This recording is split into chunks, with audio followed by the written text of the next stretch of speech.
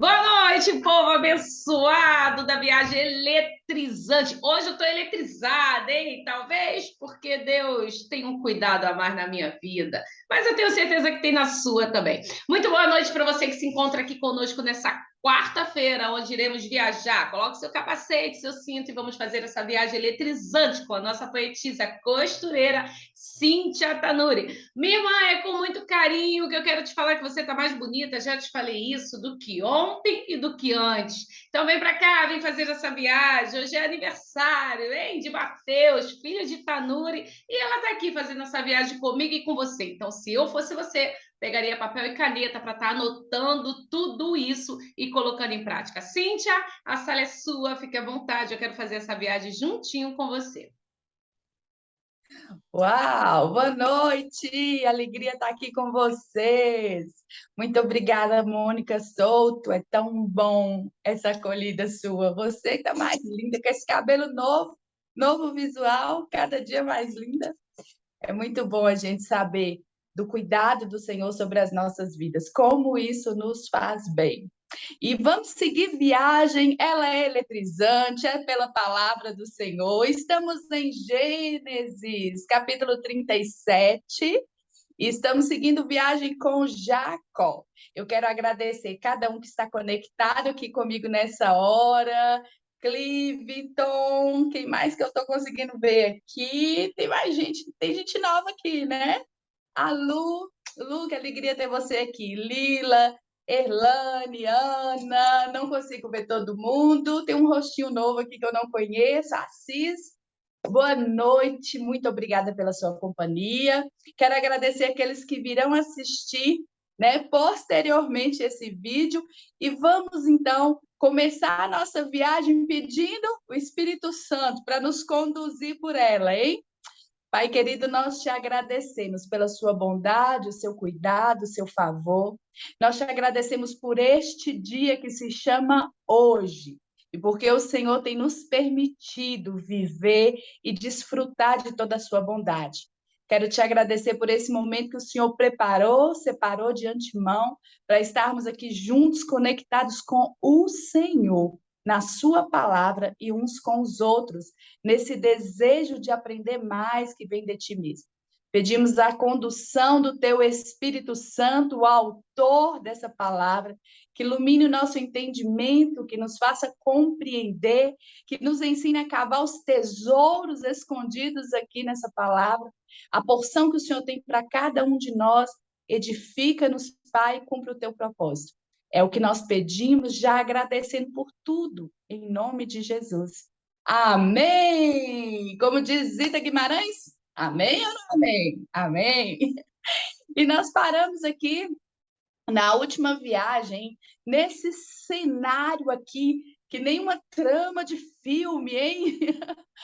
Os irmãos de José, o sonhador, José, o do Egito, José, aquele que ficou conhecido em toda a história, não só do seu tempo, da sua geração, como de geração em geração até a nossa, hein?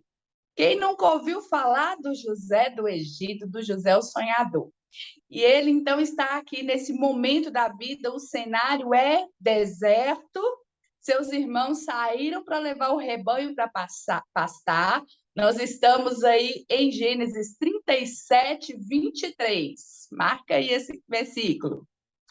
E naquela época, como eu falei, né, num lugar deserto, eles eram nômades, então eles não tinham acesso à água como a gente tem hoje. Abriu a torneira, tá água lá, hein?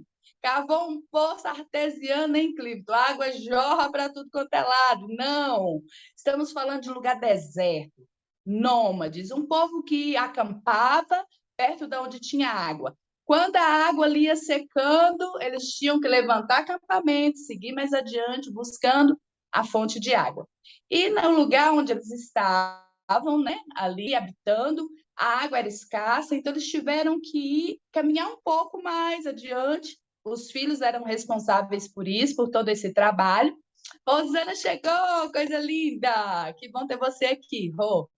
E eles então foram ali, né, levar o rebanho para poder pastar, um lugar onde ele pudesse ter água e pasto.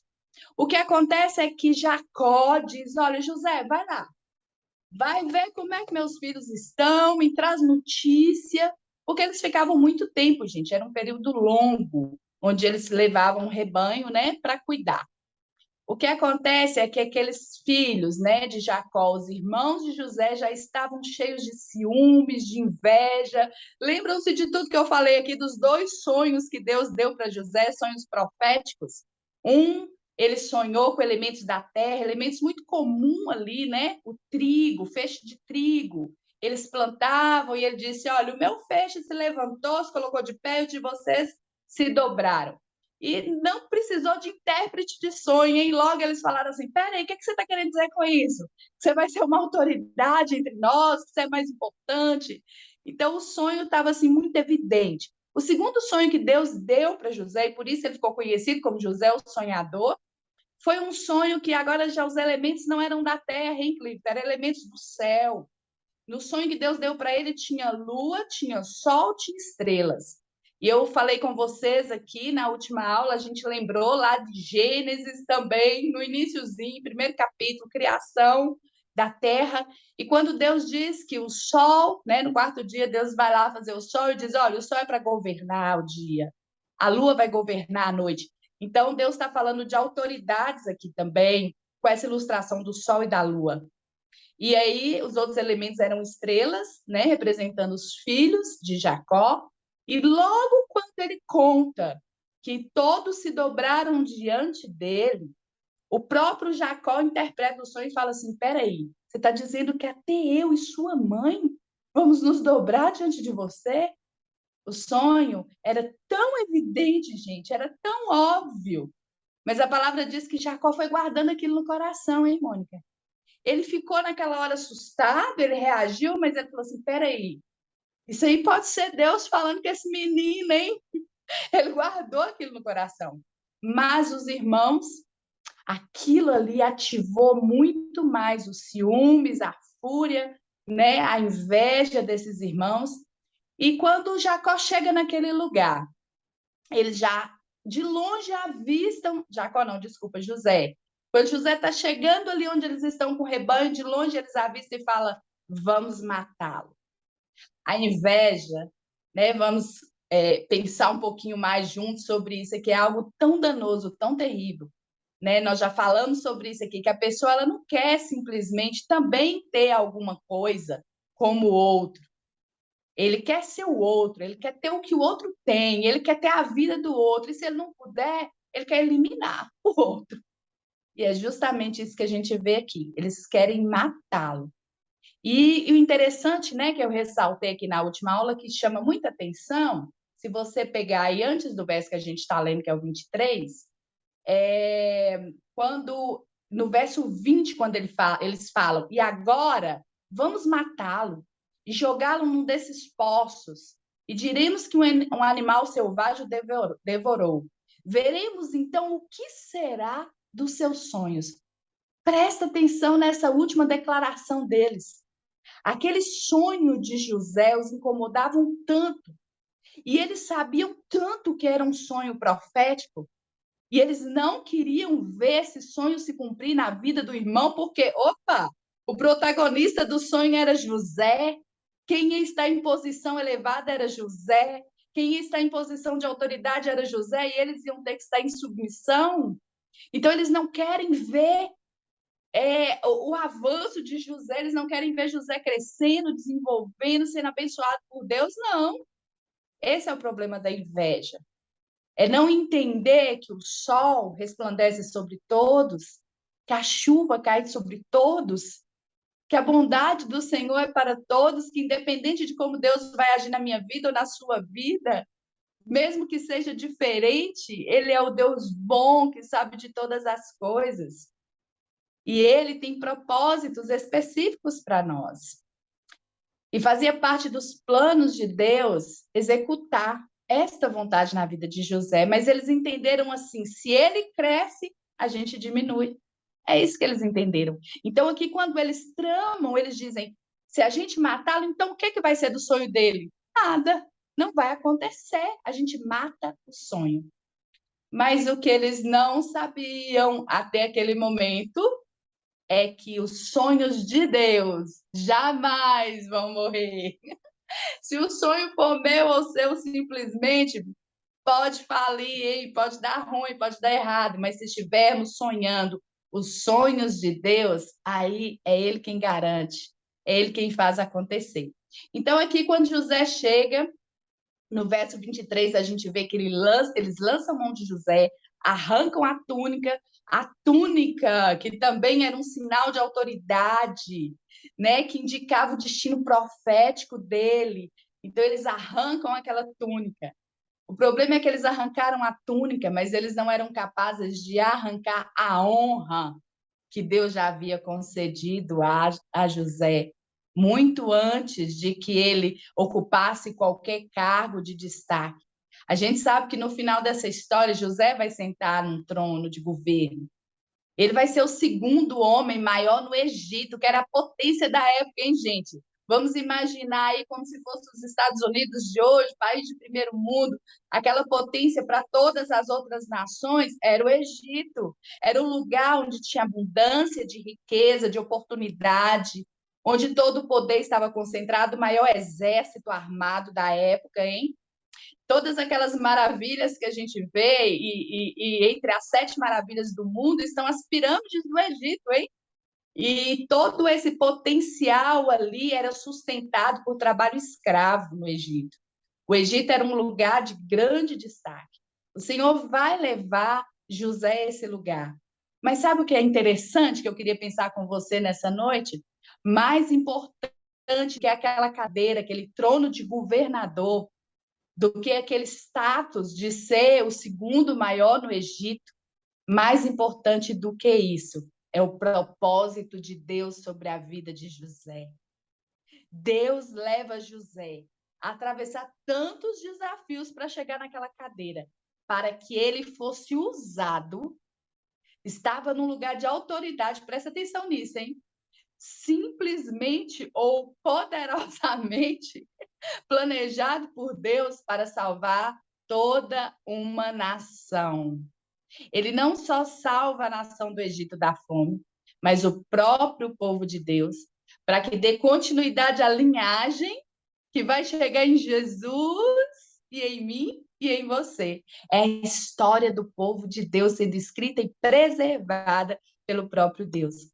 Então, essa grande colcha, né, de retalhos, de pequenas histórias que Deus vai costurando aí, formando uma só história de um povo separado, consagrado, que Deus cuidou amorosamente, livrou de tantas enrascadas que esse povo entrava, hein? E esse povo também sou eu e você, somos nós que damos continuidade a essa história hoje. Mas aqui, então, eles jogam José naquele poço, e um dos filhos, né, Judá, ele vai ter a grande ideia. Ele vai dizer: ah, mas só matar ele? Ele vai matar ele, mas morreu e tal, a gente não vai ganhar nada com isso. Mas se a gente vender ele, hein? Vamos ter lucro. O cara visando dinheiro. A gente se livra dele ainda, ó, embolsa as moedinhas aqui, a gente vai ser bem melhor para a gente, bem mais lucrativo. Então ele decide ali vender José. O que ele não sabe é que, como está escrito em Romanos 8, em todas as coisas, infalivelmente, cooperam para o bem daqueles que amam a Deus. Todas as coisas, até as tragédias, aquelas piores situações. Deus inverte o negócio, gente. Deus faz com que tudo coopere para o bem daquele que ama a Ele. O que eles pensaram assim, olha, a gente está se livrando dele, acabou José na nossa vida, acabou essa pedra no sapato, tiramos para sempre ele daqui, não tem negócio de sonho, não tem negócio disso aqui, nada, ainda vamos ganhar uns trocadinhos aí, vender nele. Eles não sabiam que eles estavam empurrando José para o destino profético dele, para que se cumprisse exatamente o que eles não queriam, que eles temiam, que era José crescer, se destacar, ter um lugar de autoridade e eles de submissão a ele. Exatamente. Eles estavam cooperando para o plano de Deus. Então, muitas vezes na nossa vida, às vezes parece que a gente está levando uma rasteira, né, não? Parece que estão sufocando a gente, estão jogando a gente dentro de um poço. Alguém aí, além de mim, já sentiu isso? Estão querendo matar os nossos sonhos, hein? Querem nos jogar em poços. Querem tirar o chão debaixo dos nossos pés. Aqui na terrinha diz assim, ó, Laninha, deu uma rasteira no moço ou na moça. Que nada. Porque a vida de José não estava no controle dos seus irmãos, do seu pai ou de qualquer homem. A vida de José estava no controle de um Deus soberano que sabe como ninguém fazer com que todas as coisas cooperem para os seus planos perfeitos. E foi assim. Eles decidiram, vinha uma caravana ali de mercadores, né? A gente falou no verso 28, os ismaelitas que faziam comércio e levaram ele para o Egito. O Egito era o lugar, né? Onde todo o comércio bombava mesmo. Então, eles levaram ele ali como escravo. A gente fica imaginando um garoto de 17 anos dentro de um poço, né? Eu falei aqui na última aula que depois que eles jogam ele no poço, eles vão comer, gente. Tranquilos, nem peso na consciência. Imagina esse garoto lá gritando: me tira daqui, para de brincadeira, gente, o que está acontecendo? Me tira daqui. De repente, ele está ali já caminhando, né, a pelo menos 3 dias de distância até no Egito. Os escravos não iam em montaria, eles iam a pé. Pensa um garoto de 17 anos, super mimado pelo seu pai, que essa é a realidade de José. Ele era o queridinho do pai dele. Ele era o gerente, ele não ia para o campo com os animais cuidar, ele ficava em casa com o pai. Ele tinha toda uma vida, uma estrutura de vida diferenciada. Agora ele se vê longe da família, longe do pai que ele amava tanto, que o amava tanto, que o protegia, longe de todo o conforto que ele tinha, e agora como escravo, sendo arrastado quilômetros para uma terra estranha, como um estrangeiro. Essa é a situação de José aqui agora, esse é o cenário. Né? Os irmãos, eles se livram do que eles entendiam ser um problema, um fardo para eles, e eles não imaginam a dor que eles estão causando ali. Eles vão lá na frente se arrepender disso, vai haver aquele momento, mas aqui, durante todo esse cenário, o que a gente vê é que José está totalmente abandonado, né, à própria sorte. Mas eles não imaginavam era isso, né? O Senhor é a sorte de José. O Senhor é aquele que traça caminhos, como ele mesmo diz, ele abre caminhos ermos em meio ao deserto. Ele faz rios correr no deserto. Deus, ele faz coisas impossíveis a partir do nada. E a gente vai ver que agora José entra numa escola difícil, para forjar o caráter de um homem que vai executar planos de Deus, que vai viver sonhos de Deus. Um homem para estar nesse lugar onde Deus deu a ele o sonho. Presta atenção nisso, hein, gente? Deus deu sonhos grandiosos para José. Você vai ser uma autoridade, é isso que o sonho estava apontando. Você vai ter governo, autoridade. Mas um homem para ocupar esse lugar, ele tem que ser talhado num caráter forjado por Deus, porque senão ele ia se corromper. A primeira coisa que ele chegar, a hora que chegar, fazer, a hora que chegasse lá no poder, é esquecer das raízes de onde ele veio, do Deus que ele servia. Peraí, agora eu sou todo-poderoso, eu estou mandando aqui na parada do Egito, hein? Eu, com a minha força, com a minha sabedoria, com a minha inteligência, Deus não seria glorificado numa vida assim. Para viver os propósitos de Deus, é só para quem aceita o processo. É para quem se submete ao processo. Pode parecer um clichê, é tão falado isso hoje, né? Mas essa é a verdade. Todo propósito antes precede um processo. E geralmente o processo é difícil, é amargo, é sofrido. porque é nessa escola onde eles são forjados os verdadeiros homens e mulheres de caráter. Porque quer ver o caráter de uma pessoa é quando a coisa aperta. Quando tá tudo bem, hein, Erlane? Tá todo mundo rindo, postando foto no Instagram, perfeito. Mas quando o negócio tá difícil, é ali no joelho, é no jejum, é quando você vai ver se essa pessoa realmente, o coração dela é nobre, se ela aceita a correção, se ela se dobra diante de Deus, ou se ela tem servidura, como a palavra vai dizer. Então, aqui a gente vai ver um menino mimado, cheio de proteção, de cuidado, se vendo agora desamparado em uma situação de escravo, gente. José nunca conheceu isso. Ele nasce livre, de um povo livre. Ele ouvia, né, contar de longe histórias, mas ele nasce livre. E agora ele vai vivenciar essa história. E aqui José vai ser forjado em caráter de um homem que aprende a depender absolutamente de Deus, não depende mais de posição, de papai, de dinheiro, de família, não. É ele e Deus. E é assim na nossa vida muitas vezes. É quando o caminho fica estreito, apertado. É que você sabe que parece que tirou o chão dos seus pés, é você e Deus. É aquela hora que a gente fala assim, peraí, deixa eu lembrar como que era mesmo aquele versículo dessa palavra, Deus me lembra aqui. E você corre para a Bíblia, e você vai ler mais, você vai orar, e você vai jejuar, e você vai buscar o seu Deus.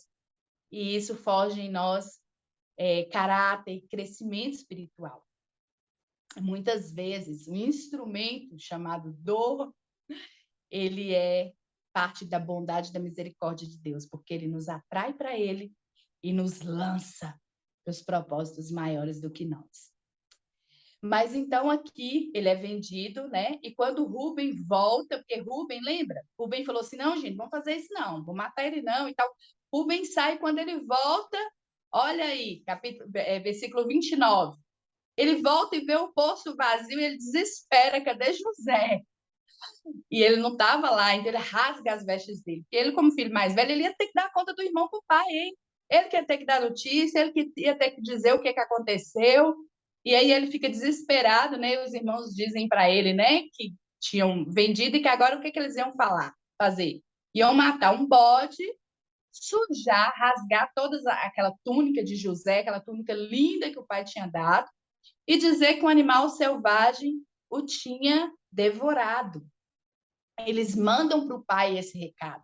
Imagina, gente, Jacó, pensa aí comigo agora, que amava tanto esse filho, receber essa túnica suja, manchada de sangue, e era um recado de morte.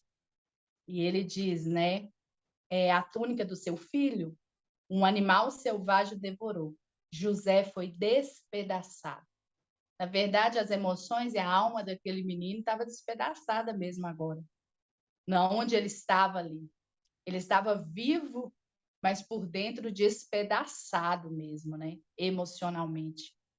E Jacó então rasga as suas vestes. Eles rasgar as vestes, nós já falamos aqui, era um costume deles, né? Diante da dor extrema, ou diante de quando eles estavam assim muito indignados com alguma coisa, eles rasgavam as vestes. Então ele rasga as vestes, né? Como quem rasga a alma, o coração. É por isso que lá na frente o apóstolo Paulo vai dizer, ó, para de rasgar as vestes, gente. Deus quer que vocês rasguem o coração. Davi também vai dizer isso. Deus não quer só a nossa maneira externa né, de, às vezes, de aparentar alguma coisa. Ele diz, é lá dentro, é no coração onde Deus conhece. Ele quer que você rasgue, se quebrante, é aí onde ele vê, onde ele sonda, só ele sonda. Mas aqui José rasga essas vestes com toda dor realmente, né? A dor da alma da perda de um filho tão amado. E ele se veste de pano de saco, que era uma tradição também dizendo, eu me humilho, né? Eu não valo nada, eu sou um trapo. Era essa declaração quando alguém vestia assim. E ele chora por dias o seu filho. Eu imagino o luto, o pranto desse homem. Que dor tremenda. Ele perde a esposa amada e agora ele perde esse filho que diz que era o filho, o amor dele, né? O filho da velhice, aquele filho que ele se sentia como um homem honrado, hein? Por ter tido um filho em idade avançada. E era o filho da sua amada, né? E agora ele está vivendo novamente outro luto terrível. No verso 35 aqui, todos os seus outros filhos e filhas vieram consolá-lo. Mas presta atenção no que está escrito aí.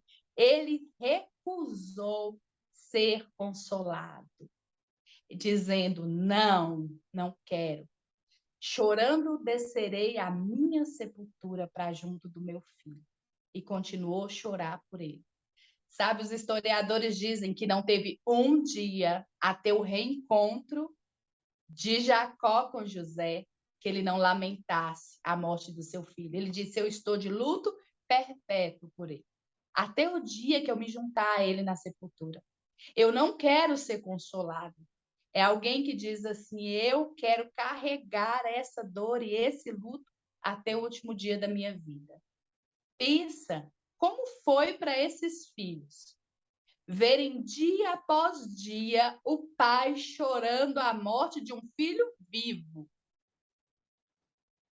Um pai sem comer, um pai sem dormir, porque o judeu, ele é assim. O judeu, ele é muito extremo em tudo. Então, o luto de Jacó, ele era um luto gritante, que incomodava. Imagina aqueles filhos. É por isso que a gente vai ler lá nos capítulos lá na frente, a gente vai entender quando Rubem ele quer até trocar de lugar, porque ele diz assim: eu não vou ver mais o meu pai chorar por outro filho. Sabe por que ele vai chegar nessa condição de dizer: eu prefiro eu morrer ou eu ficar no lugar de Benjamim? Porque lá na frente, né, a ameaça dele perder mais um filho, de Jacó perder mais um filho, Benjamim, o caçulo. E Rubem, ele vai dizer assim, né, e os outros filhos vão dizer: não, a gente não pode deixar o nosso pai viver de novo, porque eles vão conviver com essa dor, sabe? Um dos maiores, vamos dizer assim, punição, né? Maior para alguém é o remorso. O remorso, ele corrói, ele maltrata terrivelmente. Eles vão conviver com esse remorso por anos, vendo a dor e o sofrimento do pai. E no verso 36 aí, esse capítulo vai terminar dizendo: nesse meio tempo, no Egito, os medianitas venderam José a Potifar. Enquanto está acontecendo tudo isso ali, na tenda de Jacó, no meio do arraial de Jacó com seus filhos, o luto, o choro, José está vivendo agora essa nova realidade. E ele, como escravo, numa feira que havia ali, onde se apresentava animais, tudo de melhor espécie, gente, era comercializada também. José agora vai ser vendido para Potifar, um oficial de Faraó, um homem do alto escalão, hein? Capitão da guarda. José agora vai começar uma nova história de vida e a gente vai ver como Deus vai treinar José em fidelidade. Ali o negócio vai ficar apertado mais um tiquinho, hein? A rosca vai ser apertada mais um tiquinho ali, o parafuso. Porque agora ele vai ter que lidar com a injúria, com a mentira e permanecer fiel aos seus princípios. Ele vai ser tentado, mas ele vai dizer: não, eu não vou me dobrar à minha vontade. Eu escolho mais uma vez a vontade de Deus. É por isso que José é esse personagem que deixa a gente assim realmente maravilhado. Porque a gente sabe que é homem, a gente sabe que é de natureza como a nossa, mas a gente vê um homem se superando a cada dia e dizendo, diante de tudo que ele viveu, gente, de todas as grandes provações que ele viveu, eu continuo desejando fazer a vontade do meu Deus, obedecer a ele, servir a ele. E ele vai mostrando-se esse homem valoroso e digno de viver o propósito que Deus tinha para ele de ser o maior o segundo maior dentro daquela nação do Egito. E cumpriu o propósito de preservar todo um povo, para que todos os planos de Deus para aquele povo até Jesus se cumprisse. Mas agora, eu não sei quantos minutos a gente tem aí, Mônica, me diz aqui, só para mim ter uma noção. 8 minutos. Dá para a gente fazer uma introdução. Do capítulo 37, presta atenção nisso aqui, até os 50, quando a gente vai encerrar aqui a história em Gênesis, é tudo sobre a vida de José. A gente vai ver que é o personagem que se deu mais destaque, são mais capítulos, tem muita coisa para a gente ver na vida de José, para a gente absorver dessa vida, mas aqui, no próximo capítulo, a gente vai ter um hiato. O que é isso? A gente vai ter um parênteses. Moisés vai falar de um assunto tipo nada a ver, gente, com a história de José. A gente vai entrar nesse 38, é como você cair de paraquedas e falar assim, opa, onde é que eu estou? Errei o livro da Bíblia, é Gênesis mesmo ou não? É Gênesis. E como eu já disse aqui antes, não tem nada na Bíblia, nenhuma vírgula, sem horror. Que linda, obrigada, Rô. Não tem nada na Bíblia, nenhuma vírgula, gente, sem um porquê, sem uma razão. Há um porquê de todas as coisas. Por que esse capítulo 38 está aqui? Tem gente que fala assim, eu já vi muito pregador falando isso, hein? Quando eu estou fazendo um estudo de Gênesis, eu salto 38. Nós não vamos saltar o 38, hein, meu povo? Tem ensinamento aqui pra gente. Então, eu vou só começar o 38 aqui, nós vamos continuar na próxima quarta. Mas Moisés, então, que está escrevendo, que está narrando essa história, ele vai abrir esse parênteses, porque o natural seria o quê? A gente terminar a narrativa ali. Ele foi vendido para Potifar, continuar a história na casa de Potifar. E a gente sabe que vai ter barraco lá na casa de Potifar, hein?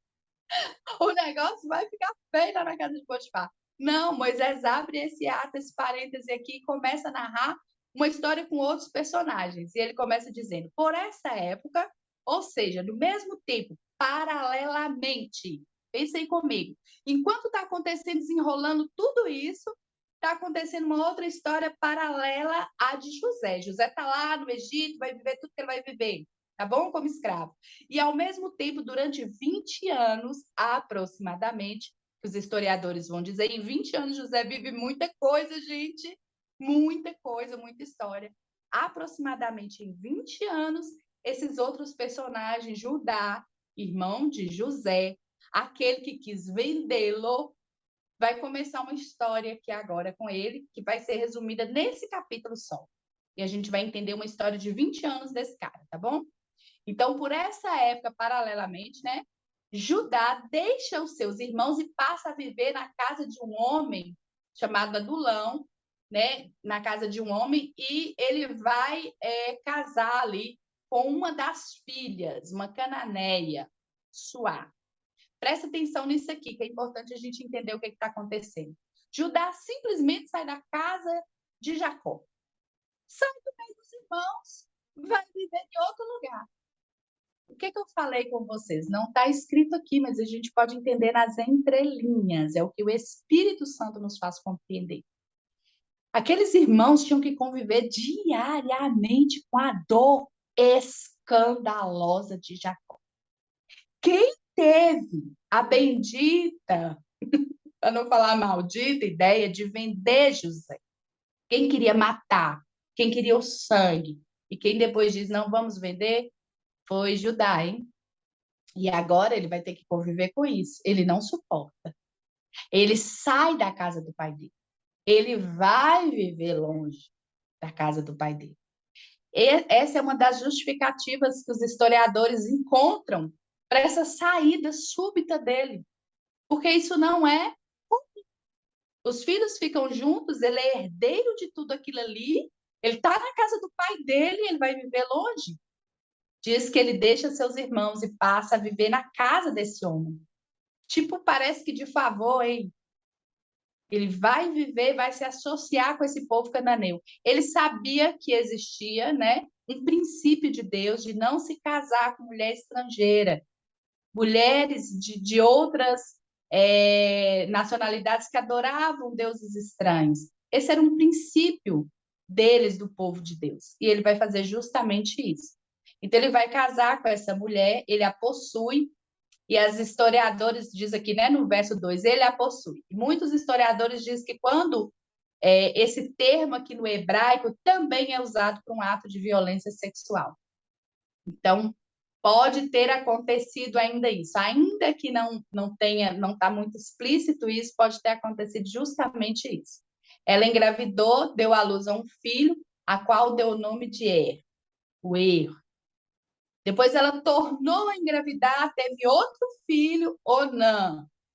E quando ele estava num lugar lá chamado Quizebé, ele teve ainda outro filho, Selá. Então, ele teve 3 filhos. Quanto tempo aí, Mônica? Deixa eu ver se eu consigo pelo menos fechar essa parte aqui.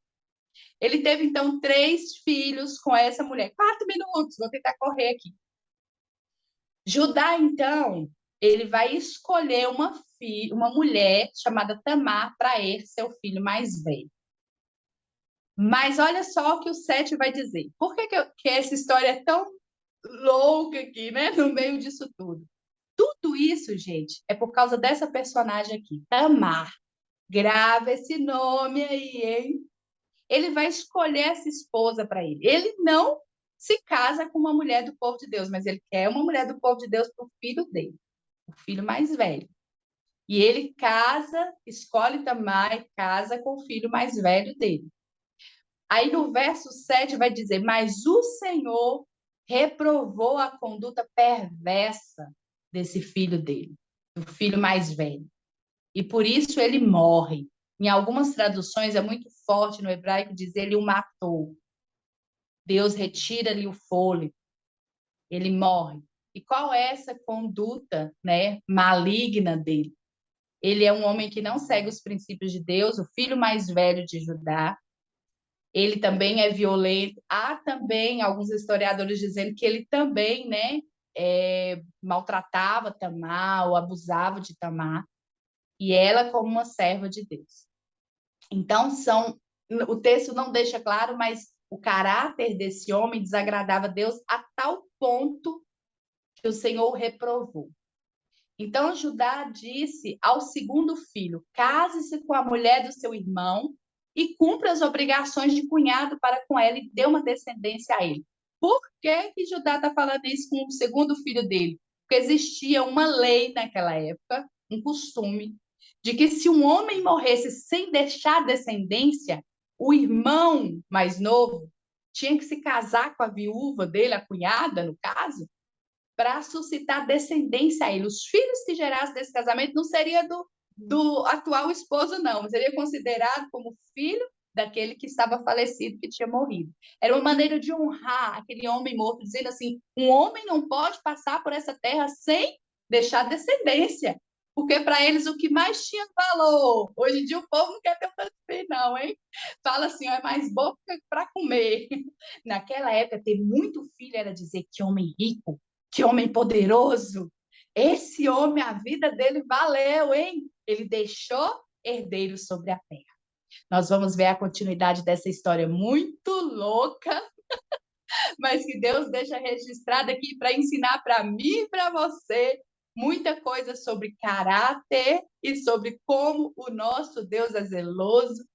E a gente vai ver tudo isso na próxima quarta-feira, mas eu me despeço de você dizendo aqui: ei, não importa o poço que você caia, não importa se tomarem a sua túnica, se Deus sonhou para você, se Ele tem propósitos na sua vida, ainda que o processo seja estreito e apertado, ei, vai valer a pena.